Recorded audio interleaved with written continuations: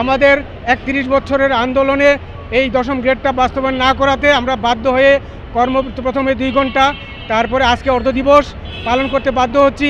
তারপরে যদি সরকার আমাদের এই দাবি বাস্তবায়ন না করে তাহলে আমাদের আগামীকাল কমপ্লিট শাটডাউন আছে এবং পরবর্তীতে বিরামহীনভাবে আমাদের শাটডাউন কর্মসূচি চলবে।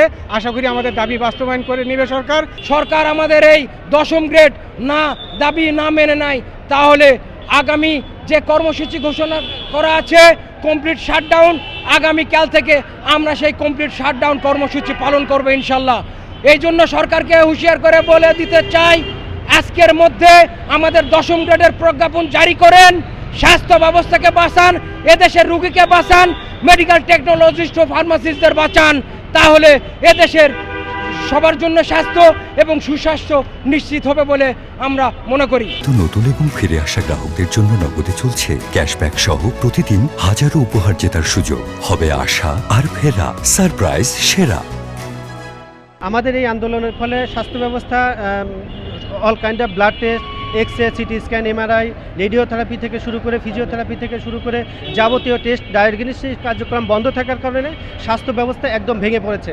যার কারণে সরকারের উচিত দ্রুত আমাদের দাবি বাস্তবায়ন করে স্বাস্থ্যসেবাকে স্ট্রংভাবে পরিচালনা করা। আমরা বলতে চাচ্ছি যে আজকের এই অর্ধ দিবস কর্মবিরতির পরেও যদি সরকার আমাদের কথা না মেনে নেয় তাহলে সারা বাংলাদেশের টেকনাফ থেকে তেঁতুলিয়া, রূপসা থেকে পাথুরিয়া প্রত্যেকটা ইউনিয়ন, থানা স্বাস্থ্য কমপ্লেক্স, সদর হসপিটাল, বিভিন্ন বিশ্ববিদ্যালয়, মেডিকেল কলেজ এবং স্বায়ত্তশাসিত হসপিটাল সহ সচিবালয়, ক্লিনিক, সংসদ সচিবালয়, মেডিকেল সেন্টার এবং রাষ্ট্র প্রধান উপদেষ্টার কার্যালয় সহ যতগুলো প্রতিষ্ঠানে মেডিকেল সেন্টার আছে আমরা সম্পূর্ণ কর্মবিরতি অর্থাৎ শাটডাউনে চলে যাব। সারা বাংলাদেশের মেডিকেল টেকনোলজিস্ট এবং ফার্মাসিস্টগণ তাদের অধিকার ফিরে পাওয়ার জন্য রাজপথে কর্মবিরতির কর্মসূচি পালন করছে। আমাদের এই কর্মবিরতির মধ্য দিয়ে জনগণের দুর্ভোগ কমানোর জন্য, আমাদের অধিকার ফিরে দেওয়ার জন্য অনতিবিলম্বে নির্বাহী আদেশের মাধ্যমে 11তম গ্রেড থেকে 10ম গ্রেডে উন্নতি করা হোক।